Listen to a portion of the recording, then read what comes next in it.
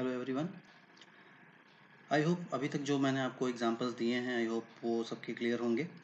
आज मैं फंक्शन के दो और एग्जांपल आपके साथ लेके आया हूँ। पहला एग्जांपल आपका ये है लिस्ट के साथ। अगर हम एक फंक्शन क्रिएट कर रहे हैं जिसमें लिस्ट है और लिस्ट को कैसे यूज़ करेंगे बाय यूजिंग फंक्शन के थ्रू, वो हम देखेंगे इसमें। सबसे पहले डिफाइनिंग द फंक्शन को डिफाइन करते हैं। DEF चेंज लिस्ट, ये हमारे फंक्शन का नेम है जिसके अंदर पैरामीटर पास है list1। Okay, list1 dot append. Append आप जानते हैं, अपेंड का यूज़ होता है लिस्ट में एलिमेंट को ऐड करने के लिए, जिसमें मैं 20 ऐड कर रहा हूँ और एक और एलिमेंट मैं उसमें ऐड कर रहा हूँ 30। ओके, नाउ अब इसको हम प्रिंट करा रहे हैं लिस्ट इनसाइड फंक्शन। ये लिस्ट वन के अंदर मैंने ये दोनों ऐड किए हुए हैं। ओके, नाउ अब फंक्शन के बाहर आते हैं जहाँ पे लिस्ट को डिफाइन किया हुआ है list1 is equal to 10, 20, 10, 30, 40 and 50।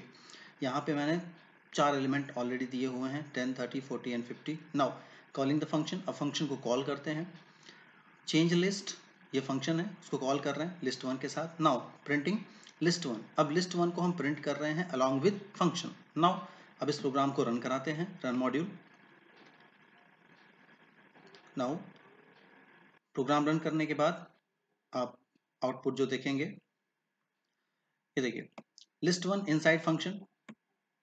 Inside function जो लिस्ट आपकी है 10, 30, 40, 50, 20 and 30।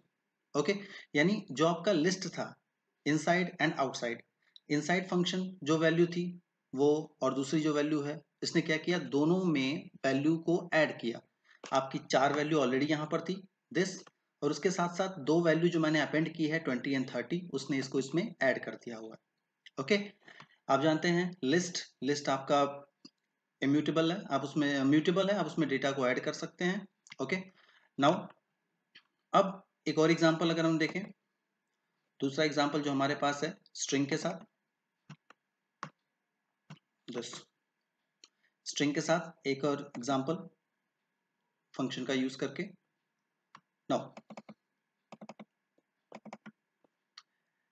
Define the function, function को डिफाइन करते हैं DEF change string str। str इसमें पास कर रहा हूं, str is equal to str plus how's you.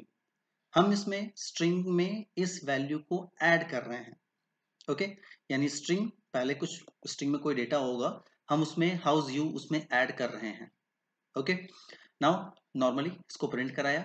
अब बाहर आते हैं फंक्शन के, string1 हमारा string1 है जिसके अंदर मैंने एलिमेंट दिया हुआ है हाई आई एम देयर, ये ओरिजिनल स्ट्रिंग हमारी है। ओके, नाउ अब फंक्शन को कॉल करते हैं। Change string string1, change string is name of function, और उसमें कॉल पास क्या हो रहा है, string1 आर्गुमेंट हम उसमें पास कर रहे हैं। प्रिंट कर रहे हैं आउटसाइड, यानी इस फंक्शन को कॉल करने के बाद आउटपुट क्या होगा, वो string1 डिस्प्ले करेगा। नाउ अब इसको रन कराते हैं, run module this, printing string inside function, function के अंदर high I am their house you. Okay, high I am their house you, यानी इनसाइड फंक्शन जो आपकी वैल्यू थी, पहली जो स्ट्रिंग थी उसके साथ इन दोनों को ऐड किया जब मैंने, इसने क्या प्रिंट किया, हाई आई एम देयर, जो ये ऑलरेडी आपका यहाँ पे जो डिफाइन था हाई आई एम देयर, और स्ट्रिंग फंक्शन रन करने के बाद हाउस यू उसके साथ क्या हुआ, अटैच हुआ। So output is high I am their house you. Okay, now अब हम फंक्शन को इधर अलग से अगर रन कर रहे हैं बाहर, यानी फंक्शन के बाहर हम इसको रन कर रहे हैं अगर string1, तो ये क्या प्रिंट कर रहा है, outside function hi I am there. यहां पर समझने की बात यह है कि स्ट्रिंग में डेटा, पहले यहाँ डेटा कुछ और था, यहाँ पे डेटा कुछ और आया। ओके, नाउ ये जो आपका आउटपुट रन कर रहा है ये सिर्फ स्ट्रिंग का ही डेटा प्रोवाइड कर रहा है आपको, यानी फंक्शन का जो डेटा था वो यहाँ पर अटैच नहीं हुआ है।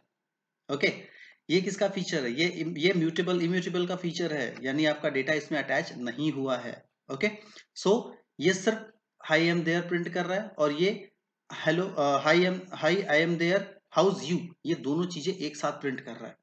ओके, तो ये दो एग्जांपल्स आपके थे स्ट्रिंग के। आई होप ये सबका क्लियर होगा, और इसमें अगर कोई और प्रॉपर्टी होती है या इसमें अगर कोई आपको प्रॉब्लम होती है तो आप वो मुझे बताएं, कमेंट करें। Okay, thank you.